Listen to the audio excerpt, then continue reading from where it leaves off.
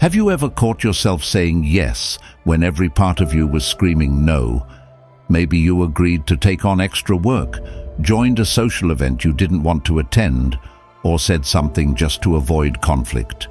Deep down, you knew it wasn't what you wanted, yet you sacrificed your own needs to keep others happy. But here's a question. At what cost? In this fast-paced world, trying to please everyone is like chasing the wind, impossible and exhausting. Marcus Aurelius once wrote in Meditations, "It never ceases to amaze me. We all love ourselves more than other people, but care more about their opinions than our own." Today, we're going to uncover why we fall into this trap and, more importantly, how to break free.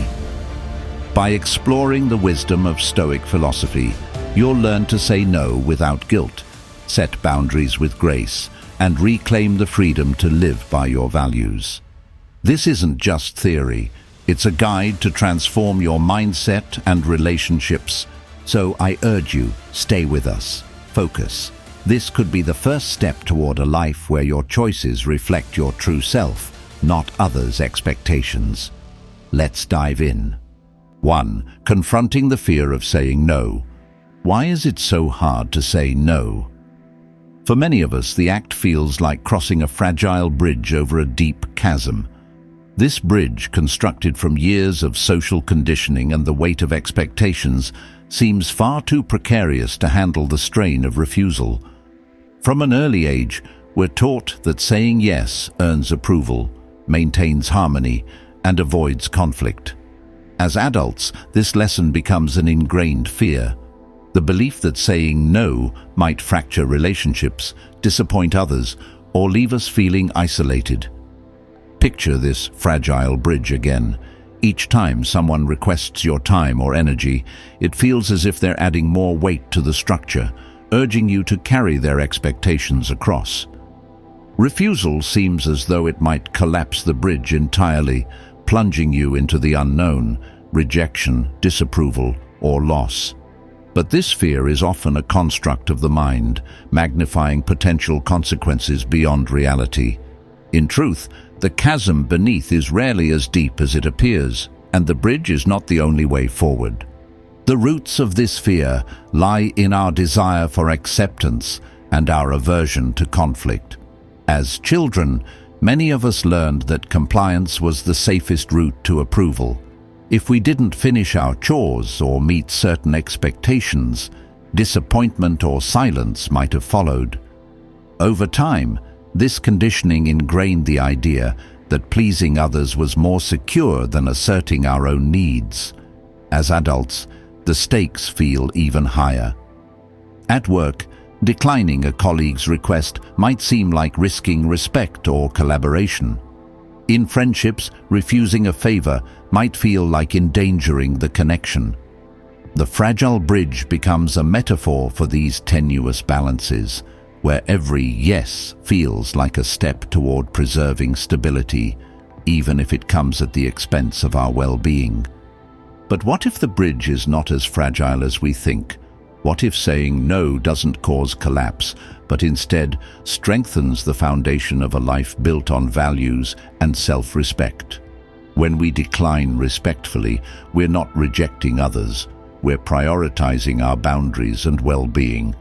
This shift requires reframing the narrative, understanding that the fear of saying no is often exaggerated and rarely aligned with reality.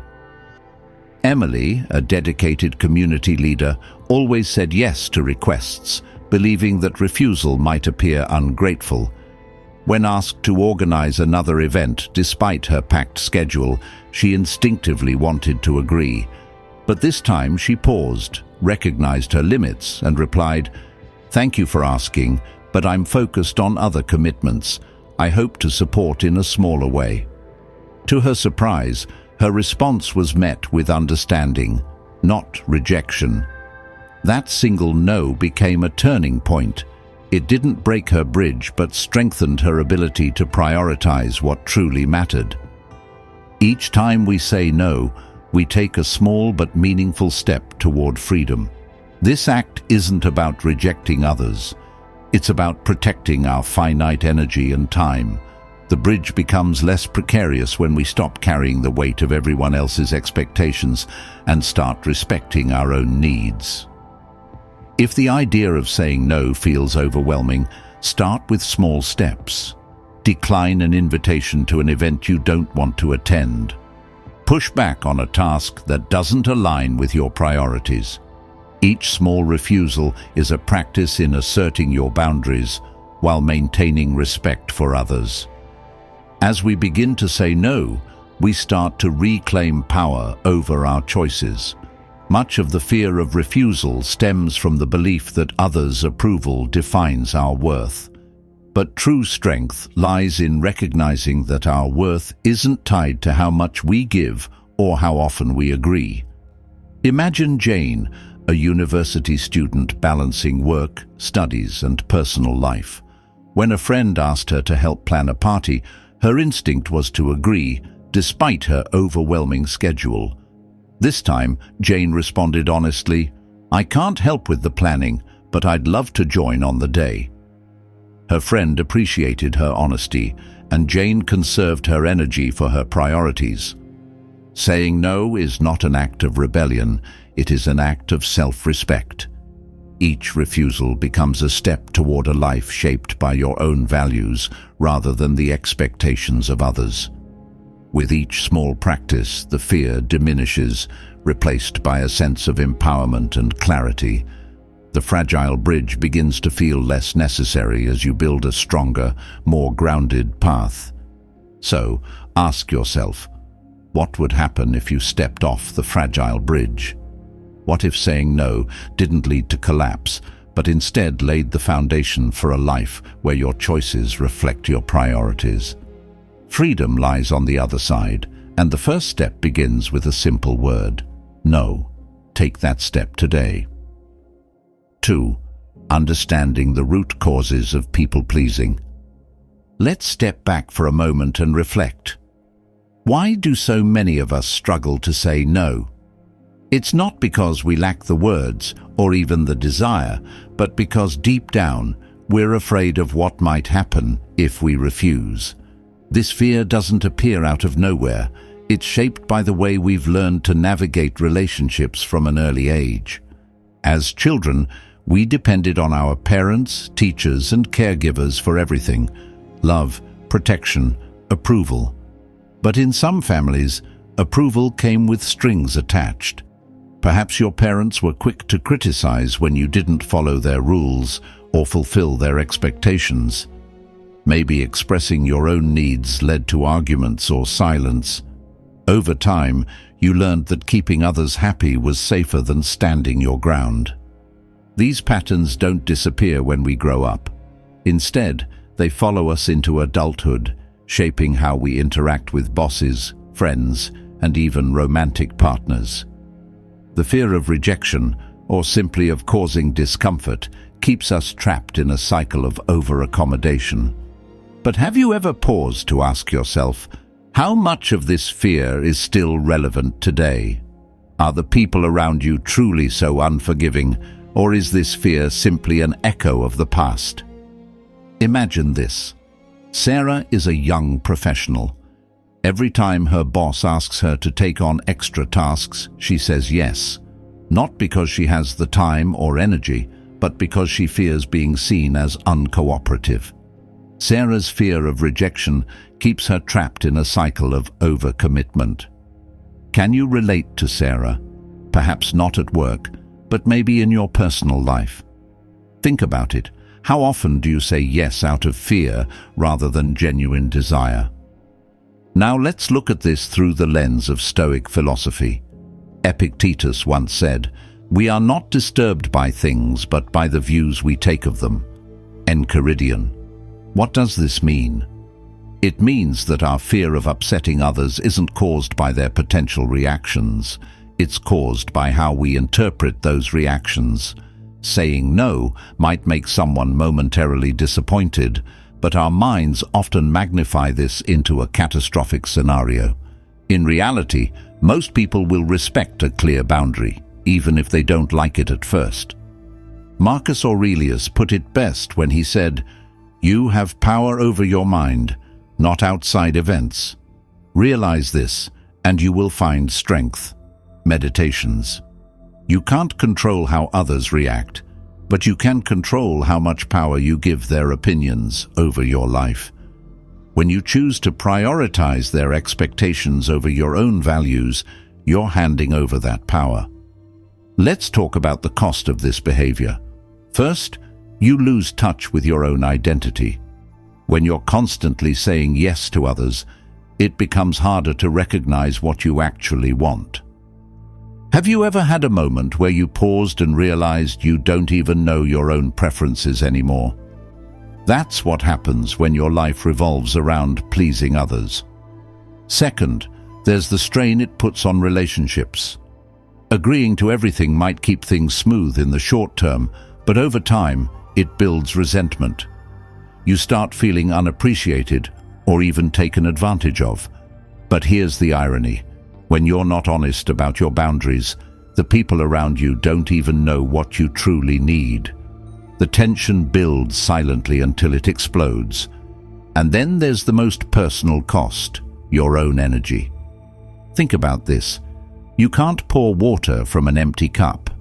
If you're constantly giving your time, your energy, your emotional bandwidth to others, when do you refill your own cup?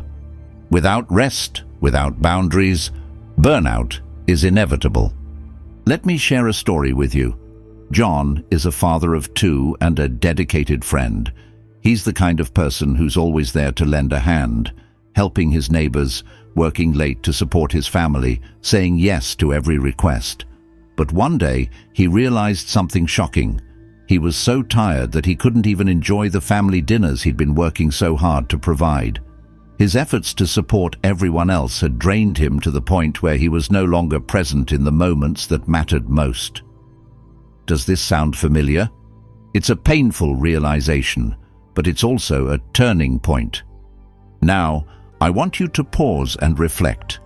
How often do you sacrifice your own well-being for the sake of avoiding conflict or disappointment? Is the cost worth it? And here's the bigger question. What would happen if you started to say no? As we continue, I'll show you how the wisdom of Stoicism can guide you to set boundaries, say no without guilt, and reclaim the freedom to live according to your values. But for now, I want you to try something. Think about the last time you said yes to something you didn't want to do. Write it down. What were you afraid would happen if you said no? And how much of that fear was real and how much was imagined? Take a moment to reflect, and if you feel ready to share, tell your story in the comments below. You never know who might need to hear it. And if this resonates with you, hit that like button and subscribe to the channel. There's so much more to explore, and I don't want you to miss it. Let's keep going. 3. Living true to your values. Let's begin with a simple but profound question. Do you truly know what matters most to you? It might sound straightforward, but when life is filled with expectations, deadlines, and social pressures, it's easy to lose sight of your core values. Epictetus, one of the great Stoic philosophers, once said, "First say to yourself what you would be, and then do what you have to do." Discourses. This is the foundation of living a Stoic life, understanding who you are and what you stand for. When you define your values, something remarkable happens. You start to see through the noise of other people's opinions and demands. Instead of being swept up by external pressures, you gain clarity and control. Values act as your compass, guiding you through decisions and helping you prioritize what truly matters. Without this inner compass, how can you distinguish between what's important to you and what's merely someone else's expectation? Let me share an example. Imagine David, a mid-level manager who prides himself on being reliable. One evening, his boss asks him to stay late for the third time that week. David knows he needs to rest to perform well the next day, but he feels guilty saying no. His internal conflict grows. But then he remembers his personal values. Health and family are his top priorities. By staying aligned with these values, David respectfully declines. Explaining his need to recharge, the world didn't end. His boss didn't fire him. And most importantly, David stayed true to himself. The Stoics teach us that while we can't control what others expect of us, we can absolutely control how we respond. Marcus Aurelius wrote, "You have power over your mind, not outside events. Realize this, and you will find strength." Meditations. What does this mean in practical terms? It means you don't have to internalize every demand or criticism that comes your way. Consider this scenario. You're working on an important project when a colleague asks for your help on something unrelated. Your first instinct might be to say yes, fearing you'll appear unhelpful if you refuse. But here's where Stoic wisdom can help. Pause and ask yourself, is this truly within my priorities right now? Does saying yes align with my values? If the answer is no, remember that their reaction to your refusal is not your responsibility. You have the right to protect your time and energy without guilt. Now, let's dive deeper into the art of separating your emotions from others. Have you ever said no to someone only to find yourself overwhelmed by their disappointment or anger? It's a natural reaction, but here's the truth. Their feelings are not your burden to carry. As Marcus Aurelius wisely noted, it is not the actions of others which trouble us, but our reaction to them. Meditations. Think about Jane, a university student juggling her studies, part-time job, and personal life. When a friend asks her to help organize a party, Jane knows she doesn't have the bandwidth. She politely declines, but her friend's response is icy. Instead of feeling guilty, Jane reflects on Marcus Aurelius's teaching. Her disappointment is her own response. I've been honest and respectful of my limits. Jane stays calm and focused, avoiding the emotional spiral that used to follow similar interactions. Stoicism doesn't just teach us to manage external expectations, it gives us the tools to navigate our own inner dialogues. When you say no, there's often a small voice in your head whispering, "You're being selfish." But ask yourself, is it selfish to protect your well-being so you can show up fully for the commitments that matter most? Or is it wise? Here's a practical exercise to help you practice this lesson. The next time you're faced with a decision, write down the following. What is being asked of me? Does this align with my core values? What might happen if I say no? Am I responsible for how the other person feels about my decision? By taking this moment of reflection, you're reclaiming control over your choices. And as Marcus Aurelius reminds us, control over your mind is the ultimate strength. So here's a question for you. What values do you hold dearest? Family, health, creativity, courage? Take a moment to reflect, and if you're comfortable, share your thoughts in the comments below. Let's build a community where we inspire each other to live authentically. And if this resonates with you, make sure to like this video and subscribe. There's much more to explore as we continue this journey together. 4. Setting boundaries. Let me ask you this. When was the last time you said no without feeling guilty? For many of us, setting boundaries feels like a selfish act, as if we're turning our backs on others. But here's the truth. Setting boundaries isn't about selfishness, it's about self-respect. And this is where Stoic philosophy can guide us toward true freedom. Marcus Aurelius in Meditations gives us a powerful metaphor. Keep your mind tranquil and guard it like a fortress. A fortress is strong, unyielding, and protects everything within its walls. Setting boundaries works the same way. It creates a safe space where your values, energy, and well-being are preserved. Without boundaries, you're like a fortress with open gates, vulnerable to every demand, expectation, or emotion that comes your way. Now you might be thinking, how do I set boundaries without upsetting others or being misunderstood? The key lies in how you communicate. The Stoics believed in maintaining calm, reason, and clarity, even in the face of challenges.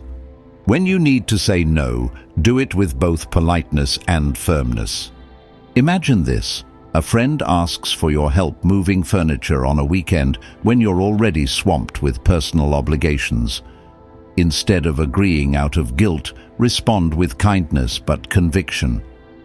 I really appreciate you asking, but I'm unable to help this weekend. Let's plan a time to catch up soon. You've honored your limits while preserving the relationship. And here's the beauty. Most people will respect your honesty more than a reluctant yes. But what if they don't? What if they push back or express disappointment? This brings us to the hardest part of setting boundaries: overcoming guilt. Epictetus reminds us, do not let the feelings of others become your burden. Enchiridion. When someone reacts negatively to your boundary, that's their responsibility, not yours. Think of it this way. By saying no, you're not rejecting the person. You're simply respecting your own time and health. Nurturing yourself is the foundation for showing up fully and meaningfully for others. Let me share a story. Lisa, a dedicated team leader, used to agree to every request from her co-workers. She felt that saying no would make her seem unapproachable, but over time she became so overwhelmed that her performance and well-being suffered. Finally, Lisa decided to change. The next time a colleague asked her to take on extra work she couldn't manage, she calmly explained, "I'd love to help, but I need to focus on my current tasks right now. Let's discuss how we can redistribute the workload." At first, she felt guilty. She was used to being the go-to person. But as she practiced setting boundaries, something unexpected happened. Her colleagues began respecting her time more, and she felt a renewed sense of balance and peace. Lisa learned that protecting her energy wasn't just good for her. It allowed her to be a better leader and teammate. Now, let's make this personal. Think about a time when you said yes, even though you wanted to say no. What stopped you? Was it fear of upsetting someone? Worry about being judged? Or simply the habit of putting others' needs above your own? Reflect on this, because understanding the root of your hesitation is the first step toward change. Here's a practical exercise for you. The next time someone makes a request that you're not comfortable with, take a deep breath and pause. Ask yourself, does this align with my priorities right now? Am I saying yes because I genuinely want to, or because I'm afraid of the reaction if I say no? How can I communicate my boundary respectfully and clearly? Then try this response. Thank you for thinking of me. I'd love to help, but I'm currently focused on other commitments. Let's explore another solution together. Notice how this statement combines kindness with firmness. It honors both your needs and the other person's request. As you practice, you might still feel a twinge of guilt. That's normal. It's part of unlearning years of people-pleasing. But remember this, every time you set a boundary, you're reinforcing the idea that your time, energy, and health are worth protecting. And the more you practice, the stronger your fortress becomes. So, let's take a step forward together. What's one boundary you need to set this week? Maybe it's saying no to an extra project, carving out personal time in your schedule, or simply taking a moment to recharge without feeling obligated to explain yourself. Share your goal in the comments below. I'd love to hear how you plan to take back control of your time and energy. And if you found these lessons helpful, show your support by liking this video and subscribing to the channel. Together, we can build a community of individuals who honor their values and live with purpose. Remember, setting boundaries isn't about shutting people out. It's about letting the right priorities in. Let's keep going. 5. Step-by-step behavioral shifts. Let's take a moment to reflect on where we've come so far. In the last section, we explored the art of setting boundaries, how to protect your time and energy without guilt. Now, it's time to build on that foundation and take action. After all, boundaries mean little if they're not backed by consistent behavior. The question is, how do you start changing habits that have been ingrained for years? The answer is simple: one small step at a time. Think of this as strengthening a muscle. At first, it feels awkward, even uncomfortable. But the more you practice, the stronger and more natural it becomes. Stoicism teaches us the value of steady, deliberate progress. As Marcus Aurelius said, waste no more time arguing about what a good person should be one. Meditations. It's not about waiting for the perfect moment. It's about starting where you are, with what you have. So, where do you begin? Start small. If the idea of saying no feels overwhelming, begin with something minor. For example, imagine you've been invited to a party you don't want to attend. In the past, you might have reluctantly said yes, fearing you'd disappoint the host. But now, you can take this opportunity to practice. Politely decline with a simple, "Thank you for inviting me, but I won't be able to make it this time." Notice how it feels. You've just taken a step toward asserting your priorities, and that's no small accomplishment. Small victories like these build confidence, and confidence leads to bigger changes. The beauty of this approach is that it removes the pressure to overhaul your life overnight. Each no you practice reinforces your ability to choose what aligns with your values and let go of what doesn't. But taking small steps is only part of the equation. To truly transform your life, you need to think long-term. Marcus Aurelius reminds us, live each day as if it were your last. Meditations. This doesn't mean living recklessly. It means treating your time as the precious resource it is. Every decision you make today shapes the life you'll live tomorrow. Think about it. How many times have you agreed to something out of habit, only to regret it later? Maybe it was saying yes to an extra task at work, or agreeing to plans when you were already exhausted. These small compromises add up, consuming time and energy that could have been spent on what truly matters. By adopting a long-term perspective, you can break this cycle. Ask yourself, will this decision bring me closer to the life I want, or pull me further away? Let's look at a scenario. Alex, a freelance graphic designer, often takes on low-paying projects just to avoid saying no to clients. But over time, he realizes this habit is draining his time and preventing him from pursuing more meaningful work. Inspired by Marcus Aurelius's teaching, Alex begins asking himself, before accepting any project, does this align with my long-term goals? If the answer is no, he declines. At first it feels uncomfortable, but soon Alex notices a shift. He has more time for projects he's passionate about, and his confidence grows with each decision. Now, let's address one of the most crucial aspects of behavioral change: communication. Saying no is important, but how you say it matters just as much. The Stoics valued honesty and clarity in speech, and their teachings can guide us here. Instead of blaming others or making excuses, focus on expressing your feelings and priorities. For instance, imagine a coworker asks for your help with a report, but you're already overwhelmed. Instead of snapping or offering a half-hearted excuse, try this. I'm really focused on meeting my own deadlines right now, so I won't be able to help this time. I hope you understand. Notice how this response acknowledges your limits without placing blame. It's firm but respectful, a hallmark of effective communication. Here's another example. Let's say a friend frequently calls late at night, disrupting your sleep. Rather than saying, "You're so inconsiderate. Try this. I really value our conversations, but I need to set a boundary to protect my rest. Could we talk earlier in the evening instead?"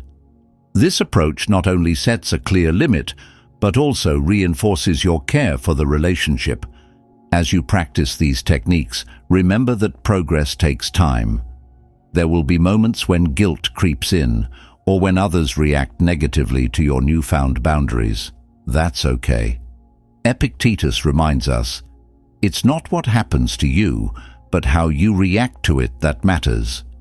Enchiridion. Use these moments as opportunities to reflect and grow. Over time, you'll find that the discomfort fades, replaced by a sense of freedom and empowerment. So here's your challenge. In the next week, choose one small area of your life where you can start setting boundaries. Maybe it's saying no to an event you're not excited about. Maybe it's carving out 30 minutes each day for self-care. Whatever it is, take that first step. And don't forget to celebrate your progress. And now, let me ask you, what's one change you can make today to reclaim your time and energy? Share your thoughts in the comments below. Your story might just inspire someone else to take their first step. And if you found this helpful, don't forget to like this video and subscribe to the channel. Remember, freedom starts with one decision at a time. Let's move forward together. 6. Sustaining small commitments. When you begin to break free from the habit of people-pleasing, the journey doesn't end with initial changes. True freedom lies in sustaining these small commitments every day. Epictetus reminds us, "No great thing is created suddenly, any more than a bunch of grapes or a fig. If you tell me that you desire a fig, I answer you that there must be time. Let it first blossom, then bear fruit, then ripen." Discourses. Like ripening fruit, freedom takes patience, effort, and consistency to fully develop. Each day offers a fresh opportunity to nurture this freedom through deliberate actions. For instance, instead of automatically agreeing to attend every unnecessary meeting, take a moment to ask yourself, "Does this truly add value to my life or goals?" If the answer is no, you can politely decline or suggest a more effective approach. This isn't just about managing your schedule, it's about reinforcing the habit of respecting yourself and your priorities. Consider Lisa, a fashion designer who once felt trapped in a cycle of overcommitment to work and social obligations. Lisa realized that focusing on what truly mattered required setting boundaries and simplifying her life. She began by challenging herself weekly, saying no to one unnecessary request, and dedicating at least one weekend day to activities that brought her joy. At first, the idea of refusal made her anxious, but over time, she discovered a new rhythm. Lisa found more time for herself, improved her work quality, and deepened her relationships with loved ones. Her small but consistent changes transformed not only her routine, but also her sense of peace and purpose. These shifts may seem minor, but their impact is profound. Each time you honor your values over external expectations, you strengthen your foundation of freedom. Marcus Aurelius wisely advised, "Waste no more time arguing about what a good person should be one." Meditations. By acting in alignment with your principles, no matter how small the actions, you are shaping the life you truly want to live. Take a moment to reflect on your own life. What are the values that matter most to you? Write them down. Perhaps it's family, health, or creativity. Let these values guide your daily decisions. The next time someone asks something of you, pause before responding. Ask yourself, does this align with what truly matters to me? If it doesn't, respond with kindness but clarity. For example, if you're overwhelmed at work and a colleague asks for help, say, "I'd love to support you, but I'm focusing on my own deadlines right now. Perhaps we can revisit this later." Each evening, take a few moments to reflect on your day. Think about how you prioritized your values and whether your actions aligned with them. Did you spend time on what truly mattered? If not, what small adjustment can you make tomorrow? This simple practice creates a feedback loop of self-awareness, helping you stay on track without judgment or pressure. Epictetus taught, "Progress is not achieved by luck or accident, but by working on yourself daily." Discourses. This journey isn't about being perfect, it's about persistence. Freedom doesn't come from avoiding responsibilities, it comes from choosing the right responsibilities that honor your core values. So, start today. What's one small commitment you can make to nurture your freedom? Perhaps it's as simple as taking 10 minutes each morning to reflect on your priorities, or saying no to a task that doesn't align with your goals. Whatever it is, take that step and trust that every small action builds toward a life of greater clarity, balance, and authenticity. Freedom isn't a destination, it's a daily choice, and it begins with the courage to act in alignment with who you truly are. As we conclude this journey, take a deep breath and reflect on what we've uncovered together. The path to overcoming people-pleasing isn't just about saying no to others. It's about saying yes to yourself. It's about rediscovering your values, setting boundaries with grace, and taking consistent steps toward a life of freedom and purpose. The wisdom of Stoic philosophy has shown us that true strength lies within. As Marcus Aurelius reminds us, "You have power over your mind, not outside events. Realize this, and you will find strength." Meditations. By understanding the root causes of our behaviors, focusing on what we can control, and prioritizing our well-being, we cultivate the resilience to navigate life on our terms. Each step we explored, defining your values, managing expectations, setting boundaries, and making small daily changes, forms a foundation for a life that reflects who you truly are. This isn't just a one-time effort, it's an ongoing practice of aligning your actions with your principles. Freedom, as the Stoics teach us, is not the absence of obligation, but the ability to choose what truly matters. So, where do you go from here? Start small. Choose one boundary to set or one commitment to let go of, and notice how it feels to reclaim that time and energy for yourself. Reflect on your values and use them as your compass for the decisions ahead. Remember, each small step builds momentum, leading you toward a life of clarity and purpose. Now, I'd love to hear from you. What resonated with you the most? What's one change you're ready to make today to honor your values? Share your reflections in the comments below. Your insights might inspire someone else on their journey. And if this message spoke to you, take a moment to like this video, subscribe to the channel, and turn on notifications so you won't miss future lessons.